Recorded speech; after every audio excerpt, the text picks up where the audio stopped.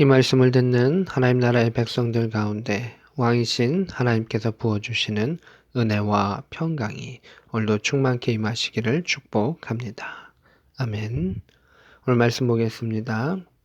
베드로 후서 2장 9절입니다. 주께서 경건한 자는 시험에서 건지실 줄 아시고 불의한 자는 형벌 아래 두어 심판날까지 지키시며 이렇게 되어 있습니다. 경건한 자, 하나님의 말씀을 알고 그것을 깨달고 품으며 그 말씀 가운데 열매 맺는 자, 그들을 시험 가운데서, 환난 가운데서, 고난 가운데서 건지시고 지키신다라고 말하고 있습니다.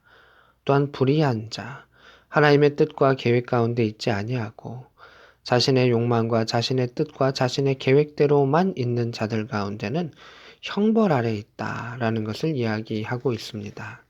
10절입니다. 육체를 따라 사는 자들, 그 가운데서 행하며 주관하는 일을 멸시하는 자들에게는 형벌할 줄 아시느니라 이렇게 되어 있습니다. 불의한 자 중에 이러한 사람들을 더 이야기합니다. 자신의 마음대로만 살아가는 자, 자신의 욕망대로만 살아가는 자, 또한 주관하시는 이 하나님이시죠. 전능하신 하나님을 멸시하는 자들에게는 하나님께서 벌을 내리신다. 당돌하고 자긍하며 떨지 않고 영광 있는 자들을 비방하거니와 이렇게 되어 있습니다. 하나님 앞에 겸손하지 아니하고 스스로 자긍하는 자, 하나님의 위엄 앞에 엎드리지 아니하는 자, 또한 하나님께 순종하고 나아가는 자들 또는 예수 그리스도의 영광과 하나님의 영광 그 안에 있는 자들을 비방하는 그러한 사람들. 11절에 보면 더 큰 힘과 능력을 가진 천사들도 주 앞에서 그들을 거슬려 비방하는 고발을 하지 아니하는 이렇게 되어 있습니다. 더 큰 힘과 능력을 가진 더 놀라운 존재인 천사들도 감히 그렇게 못하는데 이 육체를 가진 자들 중에 하나님께 대해서 대항하고 대적하는 그러한 자들이 있다라는 것입니다. 12절에 이 사람들은 본래 잡혀 죽기 위하여 난 이상 없는 짐승 같아서 알지 못하는 것을 비방하고 멸망 가운데서 멸망을 당하며 이렇게 되어 있습니다. 이 잡혀 죽기 위한 난 이상 없는 짐승이 뭐냐 하면 근데 그냥 구체적으로 얘기를 하면 사람들이 잡아먹기 위해서 키우는 뭐 돼지나 이런 것들을 의미하는 겁니다. 그것들은 그냥 목적 자체가 식용으로 잡아먹기 위해 있는 그러한 짐승들이라는 것입니다. 무엇을 어떠한 목적을 위해서 존귀하게 살고 하는 것이 아니라 그저 살다가 잡혀먹히는 그런 이성 없는 짐승과 같은 자들이다라고 말하고 있습니다. 왜 그들이 이성 없느냐라고 말하는 것은 알지 못하는 것을 비방하고 멸망 가운데서 멸망한다는 것입니다. 그러니까 하나님의 뜻과 계획을 알면서 나아가면 또 그리고 세상의 거짓된 것과 오염된 것을 비방하며 또 하나님의 뜻 가운데 바르게 살아가는 것이 믿음의 백성의 몫입니다. 근데 알지 못하는 것을 비방한다는 것입니다. 진리를 비방하고 하나님을 비방하며 하나님 말씀대로 사는 자를 비방하고 욕하면서 결국 멸망할 수 없는 자들은 그냥 돼지와 식용으로 키우는 돼지와 다를 바가 없다. 그저 살아가지만 언젠가는 죽을 수밖에 없는 그냥 그 목숨이 흩어질 수밖에 없는 존재들이다. 이성이 없다라고 말하고 있습니다.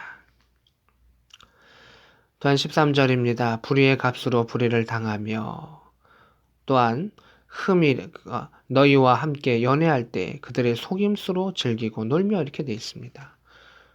자신도 불의하고 그 불의를 또 당하기도 하고 사람들을 속이고 또 속이는 가운데 즐기며 노는 세상의 환락 가운데 있고 속고 속임을 당하는 악한 자들이다 라고 말하고 있습니다. 15절입니다. 보울의 아들 발람의 길을 따르는도다. 구약에 나타나 있는 또 출애굽기나 이런 데 나타나 있는 그런 무당이죠.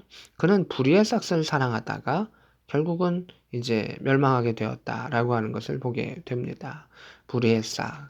하나님께로 나온 것이 아니라 그 세상과 타협하며 하나님의 길을 대적하는 그것으로 인해서 얻는 싹을 불의의 싹이라고 할 수 있는 것이고요. 그냥 물질만을 사랑하는 자라고도 볼 수가 있습니다. 그것을 사랑하다가 결국 멸망할 수밖에 없다. 17절에 이 사람들은 물 없는 샘이고 광풍에 밀려가는 안개이며 그들을 위하여 캄캄한 어둠이 예비되어 있다. 그냥 속이는 자들이다. 결국 그들은 하나님께서 예비하신 그 지옥 깜깜한 어둠의 징벌만이 남아있다라고 말하고 있습니다. 19절입니다. 그들에게 자유를 준다 하여도 자신들은 멸망의 종이니 누구든지 진 자는 이긴 자의 종이 됨이라 이렇게 되어 있습니다. 그들에게 자유를 준다. 하나님 안에서의 구원의 그 회복의 아들됨의 양자됨의 권세를 주어도 결국 어둠의 영에 굴복하기 말기 때문에 다시금 죄의 종으로 가는 자들이다라고 하는 것입니다. 진자는 이긴 자의 진자는 이긴 자의 종이 됨이라. 죄에 결국 져버리면 그는 죄의 종이 될 수밖에 없음을 이야기합니다. 20절입니다. 만일 그들이 우리 주 대신 구주 예수 그리스도를 알므로, 자, 여기 우리 주 대신 구주 예수 그리스도라고 하는 그 말, 이 말이 의미가 있죠. 이게 이제 진자는 이긴 자의 종이 됨이라 이렇게 돼 있죠. 우리는 우리의 주인이 누굴까요? 우리가 누구에게 복종해야 될까요? 우리 모든 죄와 사망의 권세를 이기신 예수 그리스도의 우리가 종이 돼서 나아가면 우리는 그의 백성으로서 또 살아갈 수 있는 그러한 이어짐의 의미가 여기 나타나죠. 근데 그리스도를 알므로, 여기서 또 알미라고 한 단어가 강조되죠. 세상의 더러움을 피한 후에 다시 그 중에 얽매여지고 지면 그 나중에 형편이 처음보다 더 심하리니 이렇게 되어 있습니다. 여기 보면 사람들의 종류가 있습니다. 경건한 자로 시험에 건지심을 받는 자들이 있고요. 또 육체를 따라 더러운 이익을 추구한 자들이 있습니다. 이 중간 단계의 사람들이 있는데 예수 그리스도를 알므로 더러움을 잠시 피했습니다.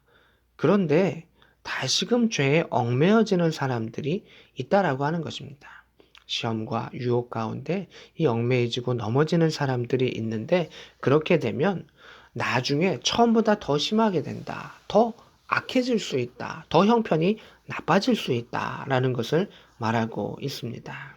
그래서 22절에 개가 그 토야했던 것으로 돌아가고 돼지가 씻었다가 더러운 구덩이에 도로 누웠다 하는 말이 그들에게 응하였도다 이렇게 되어 있습니다. 이 경고는 무엇입니까? 지금 이 초대교회 때도 이 변절의 사람들, 하나님의 신앙을 가졌다가 교회 안에 신앙을 가졌다가 타락하고 세상 가운데에 그 유혹과 여러 가지 것으로 협상하며 나가는 자들이 많이 있고 그들의 모습을 보니 더 악화해졌더라 라고 말하는 것입니다. 경고하고 있는 것이죠.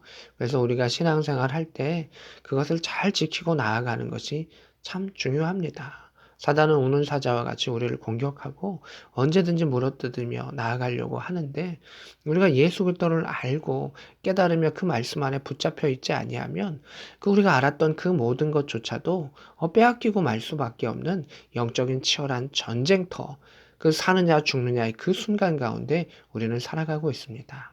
전쟁터는 결코 녹록하지 않죠.